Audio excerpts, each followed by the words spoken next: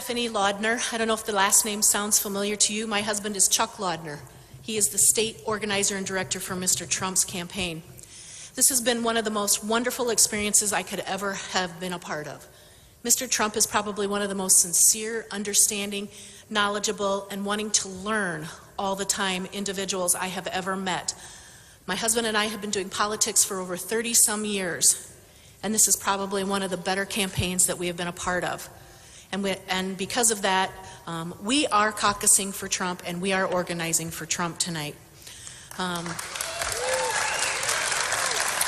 If you need one of these forms, find somebody that has a stack of these. Fill it out tonight before you get there, because otherwise you might be in a long line. Show up with it filled out.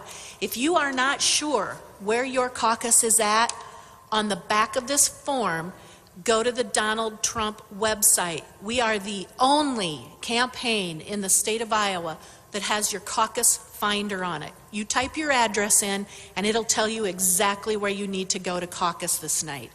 That's a wonderful, wonderful tool. For those of you who are younger and are here, if you are not 18 right now, but you will be 18 on the day of the general election, November 2016, you may caucus tonight. Even though you're not 18 right now, you may caucus. You can register to vote, and then you will be on the records for the general election. I think that's all I have to say. Mr. Trump will be arriving shortly. This is going to be a great day. Take your friends, take your neighbors, get them involved. Mr. Trump is doing this because he has such deep feelings and such love for the United States. And I think that's why we are all here as well. We need to make America great again. I need to make America great for my son and my daughter, for my grandchildren, and for all of those that are here in the United States. Your vote will help us make America great again. Thank you all.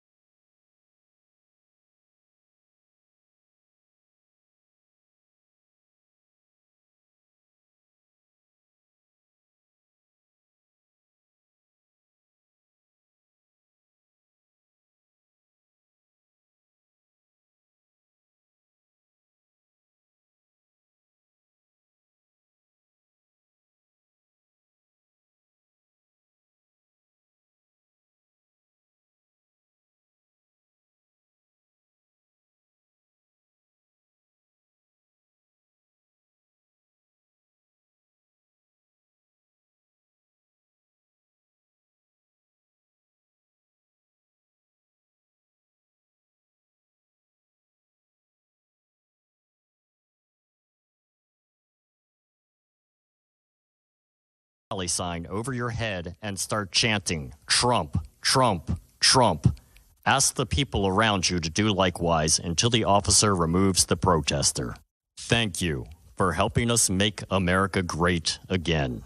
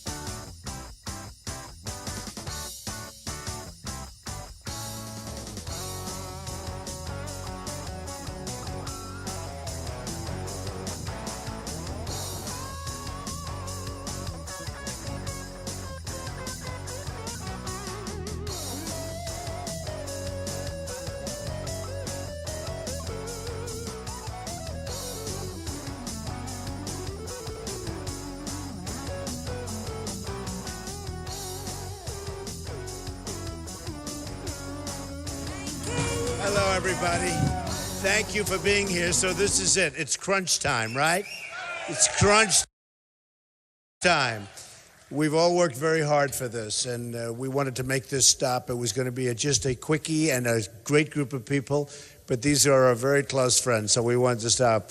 We're going over to Cedar Rapids right now. In fact, I just learned we can't fly in, so we're driving in.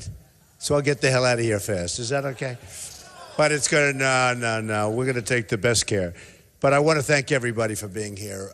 It's been such an amazing experience. First of all, Iowa is a great place. It's a great state with just the most fantastic people. And I must say, win, lose, or draw, I love you folks all. I love you all. It's been the kind of crowds we've gotten, the kind of reception we've had, and but tonight, it really is. It's crunch time. All of this work, it's all about this. I put up my own money. I self-funded. In fact, I see all these guys, they get money from all these other people. Many of the people I know, not good people, some good people, but many of them are not good people, meaning they worry about themselves. They don't worry about the country. And with me, I want to just do what's right. I've done great in the country. Fortunately, I can do that. I'm allowed to say, hey, I love this country. I love the people of this country. It's time we had somebody that makes proper decisions, because we have people that don't know what they're doing.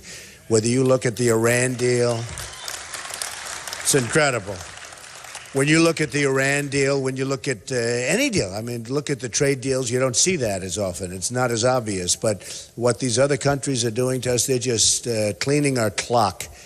And I've had it with it. I've had it. And that's why I said, somebody said, he's angry. And I said, I'm supposed to say, oh, no, I'm not angry. I am angry. I'm angry that we're being, and you're angry too. And the cover of Time magazine has it. I mean, they literally put it down where they are very, very, and they have it. You have to read the story, by the way. It is such an incredible story as to what's happened with this whole thing, with the movement and with the people, and it's just like one of the great stories. And they were saying, and very strongly, is he angry? And I said to myself, I'm supposed to say no, but actually I am angry. But I won't be angry for long, because if we win, I will straighten it out so fast, and we'll do it together, but we'll have it straightened out so fast, because our people are absolutely incredible people. We have the best of everything. We have the best place on earth, and we're going to make it good again. I put out a tweet this morning. I said, we're going to take back our country. This is when we start. This is day one. We're going to take back our country from these incompetent politicians that don't know what they're doing. It's true. They don't know what they're doing, and if they did know what they did, and I will tell you, some of it's worse than what you think about not knowing. Many times they do things that you say, oh, they're not very smart, they can't be doing this, they have to be totally incompetent. The truth is, they do things for people that give them the money. They're doing things for their special interests and for their fundraisers and for all of these people, many of whom I know. I mean, I look at some of the lists and I laugh. I look at some of the money put up to all of them. I mean, I don't want to use names, but I will, okay? No, I mean, I'm looking at the money put up by Ted Cruz, for Ted Cruz. It's incredible, the people there. It's controlled. And he will destroy your ethanol business 100%. 100%. And look, I'm not really blaming him, because he's financed by oil people. The oil people don't want ethanol. It's very simple. Especially now, because with the prices going down, the last thing they need is more competition. So the oil people are funding him, and they don't want ethanol. Your ethanol business, if Ted Cruz gets in, will be wiped out within 6 months to a year. It's going to be gone. It's going to be gone. And as you know, the ethanol folks, like Trump, I've been consistent, I've been solid, and I'm a supporter, and I always will be a supporter. And I view it differently. I view it, the more energy we can have. We never want to be in a position like we've been in over the last many years. Now, we're just now starting to come out of it, but all of a sudden production's going to go down, prices are going to go up, you're going to end up with the monopoly again. It's just not going to happen. So just remember that. I've been for you. And the ethanol folks, the people that are representing you, have given me the absolute highest accolades all over the place. So, and the governor. Your governor. I mean, your governor said you can't put Ted Cruz in because he's going to destroy the ethanol business. I had no idea how many jobs it means for Iowa. That's a major industry in Iowa. So you have to remember that. Now, I had a debate that I wasn't treated properly on. So what I did is I said, you know, you have to treat properly. You have to treat people properly. And I wasn't treated properly. And that's okay. I mean, I've been there before, right? But what I did is I said, I'm going to have a little event, not a competing event, and it wasn't a big deal, and I had no idea how well it was going to turn out. So we had a 700-seat theater about 5 minutes away from where the debate was, and we had it for veterans. We had an event for veterans. And at that event, thank you. And the sad part is, if I was in that debate, it didn't do very well. It had 12 million people. The one that I was in, the first one, had almost 25 million people, and that was an all-time record in the history of cable television. And honestly, if we had, and very importantly, if I was there, we would have broken that record. But much more importantly, by not doing it, we have to defend ourselves and we have to defend our country. If you have a president, you have to have a president that's going to defend your country more so than even himself or herself. I mean, has to happen. So I had a competing event, and we did it for veterans, because the veterans in this country have been treated so horribly. They've been treated so badly. And we raised in 1 hour, listen to this one, $6 million, okay? And I'm not going to talk about polls today because, frankly, the polls today we have our ultimate poll, so I don't have to talk about polls. But the one that just came out in New Hampshire has us way, way up because of the debate, because of what I did. People respected that we don't take the stuff from people that, you know, shouldn't be treating us that way, and they respected it. And I think they also liked the fact that we didn't just not do it. We did something that benefits so many people, and in this case, the great veterans and veterans causes. And so we've given away, I raised $6. I have so many friends. Carl Icahn, who you don't know, but he's a great businessman. He put up $500,000. Phil Ruffett, a great businessman from Las Vegas, put up $1 million. The great Ike Perlmutter and Laurie Perlmutter, they put up $1 million. Marvel Entertainment, what they did is incredible. The Marvel, you know, they make all the great movies. I think he's got 5 of the top 10 grossing movies of all time. He's one of the great people, and they are an amazing couple. And they put up $1 million, and I put up $1 million. And the bottom line is 1 hour, $6 million.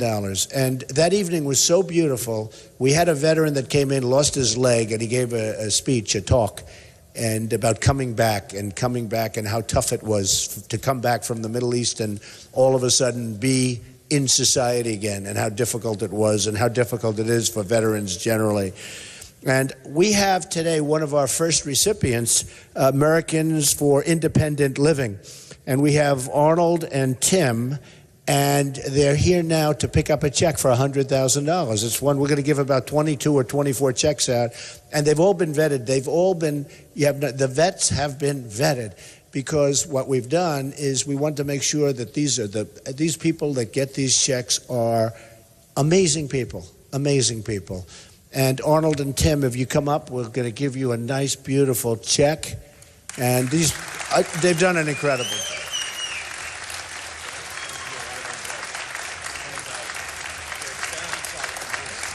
No, you get in the middle. I don't want to be in the middle.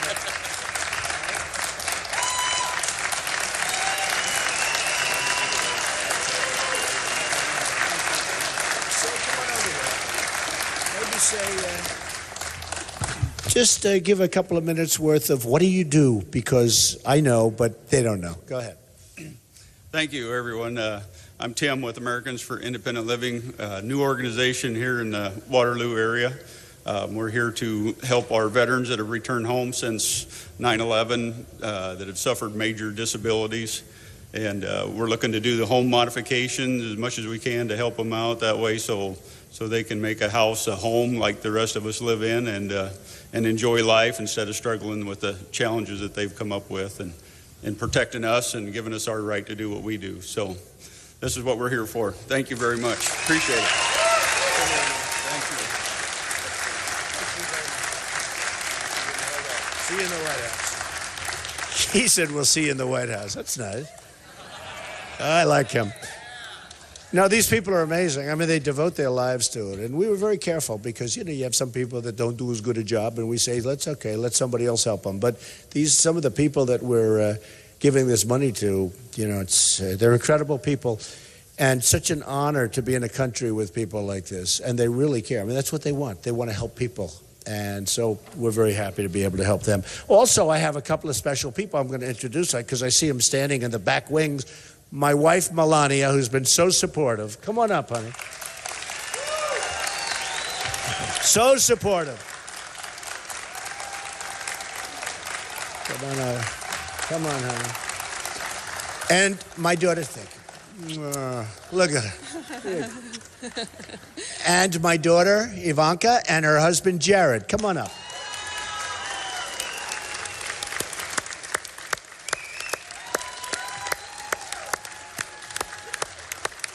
And Jared's a very successful man from New York. He's done a fantastic job, creates a lot of housing for people and real estate. And Ivanka's Ivanka. We know Ivanka, right?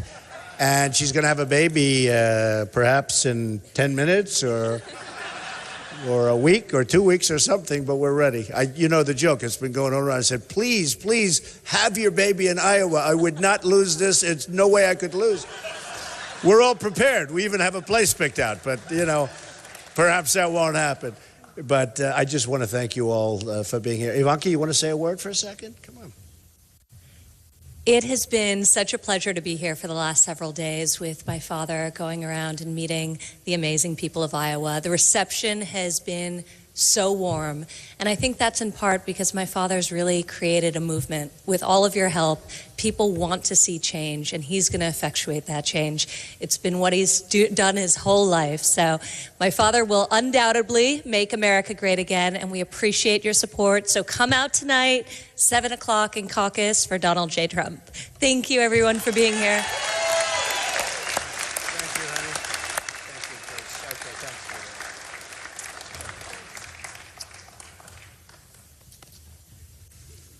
Oh, nice family is always the best thing. You know that, right? People say I talk on success, and no, but it's true. I talk so much on success where they ask me, would you make a speech on success? I give a lot of money to charity, talking about success, and we get these big crowds, and people say, what is it like? I say, let me tell you, the most important thing is family. It's really true. I've seen the most successful people in the world. I deal with them. Some of them are giving me money for the vets. But I deal with them all the time, and they have tremendous money, and they've done a tremendous job, and they put to, working lots of jobs, lots of education for families, and hospitalization, and all sorts of things. But when you have great family life, you have a wife and family that you love, or you have a husband that you love with your family, it's honestly, those are the people that I see that are the most successful people. Some of the people that have made this vast sum of money have, and not all, but some of them are actually not happy at all. And so when you say, who's the successful person? Somebody that's really happy because of the family and because of whatever, and or somebody that's made, billions of dollars and does not feel so great about themselves and is always wanting more. It's like an interesting thing. But the happiest people I've seen are the people with a great family life. And by the way, believing in God, so important. And I've seen that so much, so important. And I have to tell you, I've been in Iowa now for a long time. We've made many trips here, many stops, and I've gotten to know many people.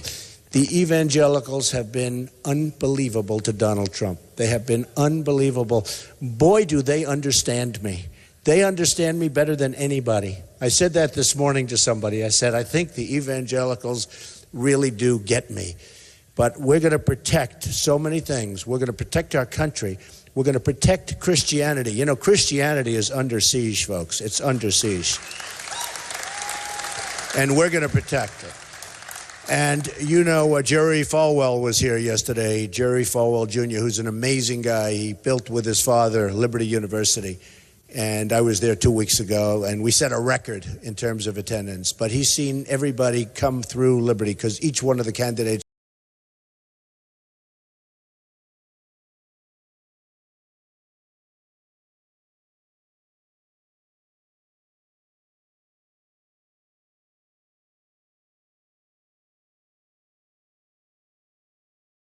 automatically. It's like an automatic stop.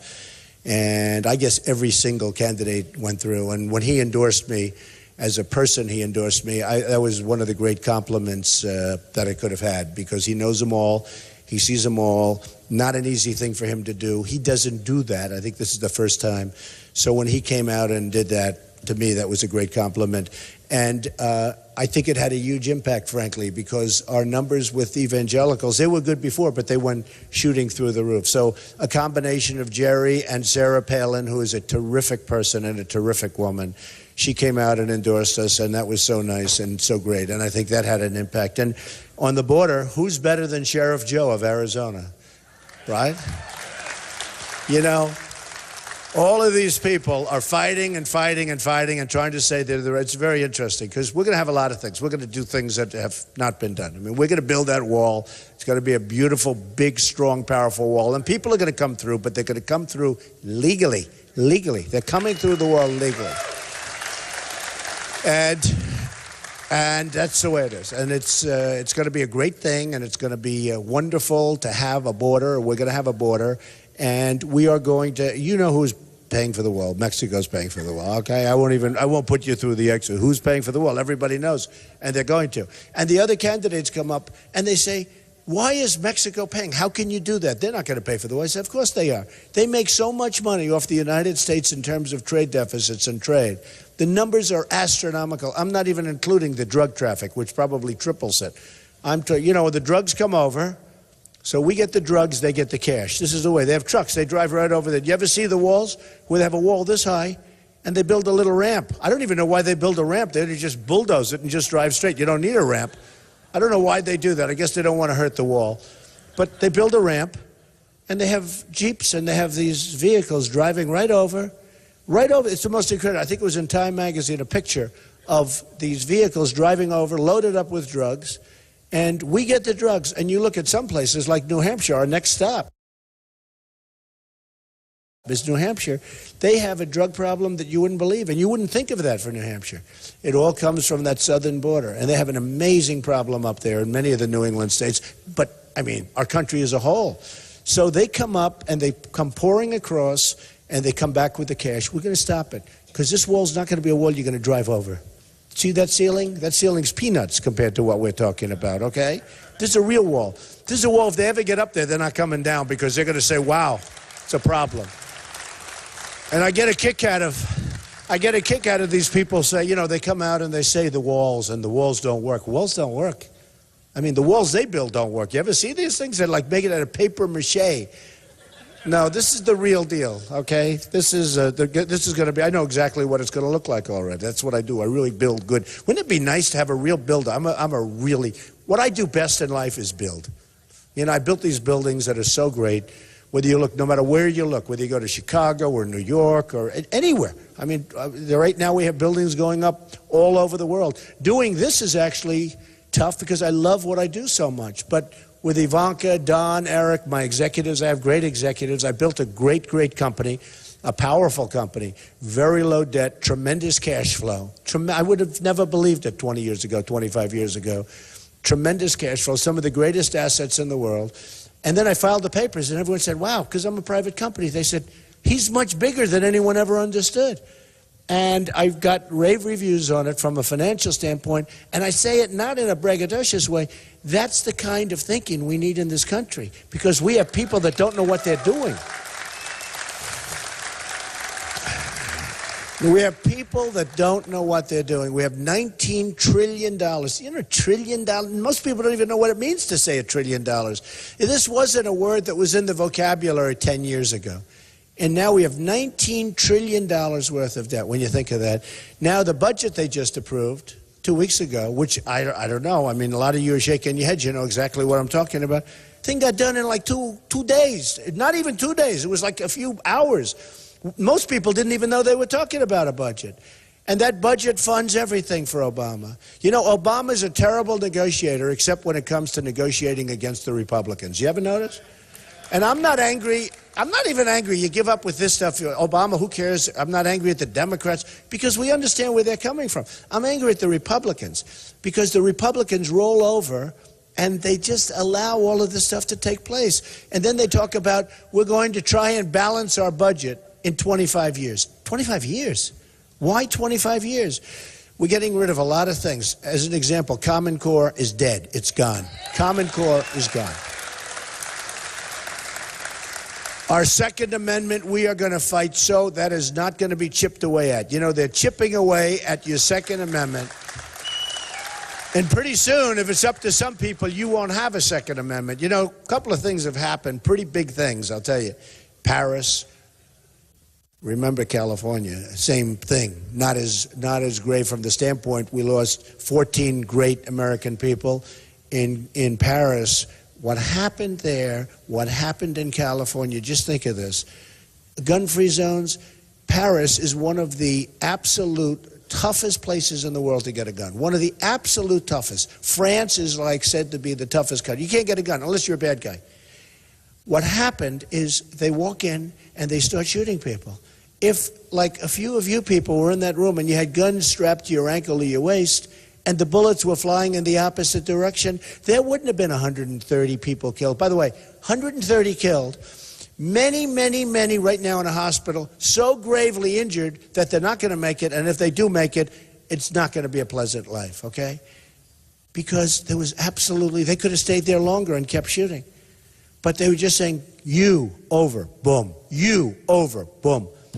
These are animals. These are animals. And then the press called them masterminds, the mastermind. They're not masterminds, they're animals. And we have to stop it. We have to be so tough. We have to be so vigilant. We can't allow this to happen to our country. So in California, 14 people dead, numerous people in the hospital, horribly injured.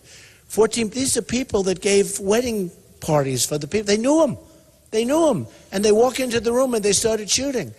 So we have to be tough, we have to be vigilant, we can't allow it to happen, and we have to protect our Second Amendment. If they had in California guns, not many, just if a couple of people that knew how to use them were in that room, it would have ended long before the 14th person, I can tell you that. And it's so sad. I mean, you have another case, which is just absolutely crazy. You have military bases. And you have gun-free zones on military bases. And we had 5 great young people killed, military people. 2 of them were world champions. One was supposed to be one of the great experts on guns, a great shot, great marksman. And their guns were 200 yards away, locked up, because they had a gun-free zone. And this wacko comes in, sees these 5 guys, shoots them, kills them. Now, these were tough guys. These were guys that couldn't have been, if they were having a gun, he wouldn't have lasted. He would not have gotten near the front door. I mean, one of them, they say, is one of the best. But they were all great soldiers. They weren't allowed to have a gun. Now, they're supposed to protect us, and they use guns, and that's how they protect us, and yet we have gun-free zones. I will end gun-free zones on military bases so fast your head will spin. It'll be the first day. The first day. So they're chipping away at your faith. They're chipping away. I mean, the words Merry Christmas. You're going to say Merry Christmas a lot. Believe me, folks. You know, you go now to a store. You go to a department store like Macy's, a very disloyal company. You go to, it's true. First time I had, when I went out, it's so true. I went out and I gave the opening remarks. I had a nice little thing in Macy's, not big stuff, ties, shirts. I make the opening remarks talking about illegal immigration. And they were told they're going to have a couple of pickets in front of Macy's. And what they did is they said, they called, what are we going to do? What are we? These are people I knew very well. Not a big business, but they said, I said, what's the big deal? They'll picket for 20 minutes and then they want to go to lunch. It's not going to be who cares? They said, but this would be bad. In the meantime, you know, they paid all sorts of penalties and fines for non-inclusion and lots of other things, okay? But they terminated, so they're very disloyal. I will never forget Macy's, because I would have never thought that was possible. And they did it over illegal immigration. Then it turned out 2 weeks, by the way, would we be selling right now shirts and ties and perfumes, and you can get them elsewhere, by the way. Go get them elsewhere. I never liked those stores very much anyway. But if you think about it, you know, the country's about loyalty. You want loyalty in the country. So I mentioned during that speech illegal immigration, and all hell broke loose, right? I took heat. Rush Limbaugh, who's an amazing guy. Drudge, an amazing guy. You know Drudge? He's like one of the great people. He's He's a powerhouse. But I'll tell you, Rush said, I've never seen anybody take more incoming than Donald Trump for saying something that was right. 2 weeks later, everyone's trying to pivot to me. They're all trying to come and talk about illegal. We wouldn't even be talking about illegal immigration if I didn't bring it up at that opening day, June 16th. Now, it's a long time ago, hard to believe. Here we are, first day, but June 16th. We wouldn't even be talking about illegal immigration. Now they're all trying to come on board. And the funny thing, my wife said to me the other day, darling, he just said wall. One of the candidates, I won't even say who, what difference does it make? But one of the candidates said, we will build a wall. You know the way they talk? They don't really talk, they like, everything's always like a debate. They're talking to a reporter, we will build a wall. I actually said about Ted, who's a nice guy, I said, he's a good debater, but he's a bad talker. Does that make sense? We will build a wall. And my wife said to me, that's the first time I've heard anyone say they're going to build a wall. Nobody ever said, did you hear anybody say they're going to build a wall other than Trump? And when we get Sheriff Joe, that really is, that really validates what I'm saying. But we have to build a wall, because without a wall, we don't have a country. People are pouring through our border and all over. It's like a sieve. It's like water just pouring right through. And then Obama issues an executive order, and he said, let them come in. And amazingly, the courts, at least temporarily, have stopped him. But it doesn't matter, because if I get in, that'll be the first executive order I end, is that executive order. We won't have to waste our money on lawyers. We're not going to have to waste our money on lawyers. So just a few things, and then we're going to have a big day. And look, the big thing is you got to get out, you got to caucus. I mean, another poll just came out, Quinnipiac, very good poll. We're actually higher than even the Des Moines Register Bloomberg, which came out yesterday. I guess there we were 5 or 6 points. Now I think we're 7 points up in Quinnipiac. But it all doesn't matter, because I hear they all have these great ground games. They got people pouring in buses and trucks, and they're spending all of this money that they're given by the special interests and the lobbyists, and they're spending, and they have unlimited money for that. And so do I, frankly. I mean, so far I'm very proud of something. I've spent less money than anybody else, and I have the best result. I'm number one. It's great, right? And that's what I want to do for our country. I mean, a guy like Bush, he spent $100 million, and he's down at the bottom. Now, he spent $100 million. For our country, I want the person that's going to spend the least and get the best result. Right now it's Norway.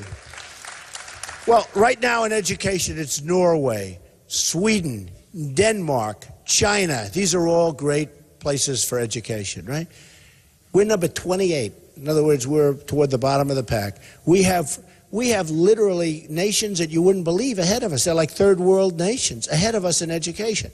And yet we spend more money per pupil than anybody else by far. Second place doesn't even exist. It's so far behind. So we spend more money. That's like Jeb Bush. We spend more money and we have a bad result. We're going to spend less money. We're going to bring it back locally. You're going to take over. It's going to be so beautiful. And, I've seen it. I've watched it, because over the years I've watched it. I've seen parents that really joined their school boards and joined their whole little circle of friends to make a school beautiful and good. And their sons and daughters graduate, and they stay on, and they love it. They love it. They do it with love and with intelligence, by the way, but they do it with love instead of having the bureaucrats from Washington running schools in Iowa, which is ridiculous. So someday, we're going to, if I get in, I'm telling you, we're going to spend less money, and we're going to have much better results, not only in education, on everything else. You look at the military. We have a military that's being decimated. It's being decimated. And the money we spend tremendous amounts of money, but it's being decimated. But we're protecting so many countries. We protect Germany. Nobody even knows that. Does anyone know we're protecting Germany? The money, it's a behemoth. It's an economic behemoth. Of course, it's been hurt very badly when your wonderful Angela Merkel allowed millions of people to pour into that country that nobody knows where they're from, where they are. And as I left this morning, I saw something very interesting. In Sweden, they had gangs of people in masks and others, Swedish people, that were going after the migrants because there's been tremendous crime committed. And they've had enough, they've had enough. They've had enough of the stupidity. And these people, I believe in protecting people, but you build a safe zone. I was the first one to say it. Build a big, fat, beautiful safe zone someplace in Syria where you can, where you can have it, right? and you build it, and you put, but you get the Gulf states, Saudi Arabia, before the oil came down, but they're still doing very well. Of course, they're less to take out oil than any place else. But Saudi Arabia was making $1 billion a day. And we protect them for nothing. It's going to all change, folks. It's going to all change. We spend so much money. Everyone says, oh, well, we spend 10 times more than every other country or any other country, and even more than that. But you know what we do? We spend it all protecting, we spend so much of it protecting other countries. And in some cases, those other countries are economic behemoths, like Germany, like Japan, like South Korea. We protect South Korea. And I have friends, and by the way, love the people of Germany, love the people of Japan, love the people of South Korea. I have buildings in South Korea. It's a very great place. But we have 28,000 soldiers, 28,000 on our line. We have 28,000. Think of it. We get like peanuts. So we're protecting them. And try ordering a television set. Just give it a shot. Made in the USA. There is no such thing. No such animal. They're all made in South Korea. And a little bit Japan because of Sony. But they're all made, most of them made in, I order thousands and thousands of televisions a year. And they're all made in South Korea. I'd love to buy here. I would love to buy here, but you can't buy here. So we're going to have them, and this isn't like anything other than, hey folks, you got to take care of us. This is a two-way street. This is not a one-way street. We protect all these people. Every time this madman starts talking nuclear, we immediately send our ships, and we don't get it. They pay us nothing. They pay us peanuts compared to what it's costing us. So what are we doing it for? Do you know that we have a pact with Japan that if Japan is attacked, we have to go to war. We go to war right away. We're going to protect Japan. Okay. But if we're attacked, Japan doesn't have to do anything. Okay. That's the way we have. In other words, if somebody attacks us, Japan doesn't have to do a thing. But if Japan is attacked, we have to immediately come to their defense, go to war, do whatever's necessary. It's just not fair. It's not even a question of not fair. It's not smart. It's not good. And they don't even respect us for it. Because they say, can you believe, I can just see these people, they say, can you believe how stupid they are? Who would make deals like this? And we have many of them. So we protect Germany, we protect Saudi Arabia, we protect different places in the Middle East. These Gulf states aren't putting up any money toward the migrants. And by the way, I have a big heart. I want to take care. But they're not coming into this country because we don't know who they are. There's no way of finding out who they are. They have no papers, no documentation. They could be ISIS. And you look at those migration lines. You look at that great migration. Have you ever seen so many people? It's like one of the lines trying to get into our event the other night when we had it the other night for the veterans. It was, I mean, literally, it was so, we could have filled up that arena. We could have filled it up 10 times over. It was the most incredible thing. But when you look at that migration, so many people. And what's the story? So many young, strong men. Young, strong men. And you say, what's going on? This doesn't look right. I mean, there's something wrong here. So we're not going to allow them. And if I win, they have to go back. They're going to have to go back because we cannot allow our country to be riddled with problems any more than we already have. We have a tremendous immigration problem. We have so many different problems. We don't know where these people come from. We're never going to be able to find out where they come from. It could be the great Trojan horse of all time. They're going to have to go back. We're going to try and get the Gulf states. I tell you what, I'll put a lot of pressure on them because I don't want to spend our money. I want a safe zone, but I don't want to spend a lot of money on it because we don't have a lot of money. That's why we should have never given the money back to Iran, the $150 billion. We should have told them, I'm sorry, we don't have it. We don't have it. Sorry, folks. And we should have never, ever started that negotiation until we got our prisoners back. To go through that whole negotiation, and you watch, that's going to lead to a lot of bad things because we essentially paid $150 billion to get our prisoners back. That's going to lead to a lot of bad things. So I just want to say tonight is so important. This is the beginning of taking our country back. It's going to be an amazing period of time. We're going to all remember each other. I'm going to remember you. I'm going to remember the crowds and the unbelievable positive. I mean, people love this country so much. Somebody asked me before, one of the reporters called, and they said, what have you learned? I said, I learned how much people love our country. They love our country.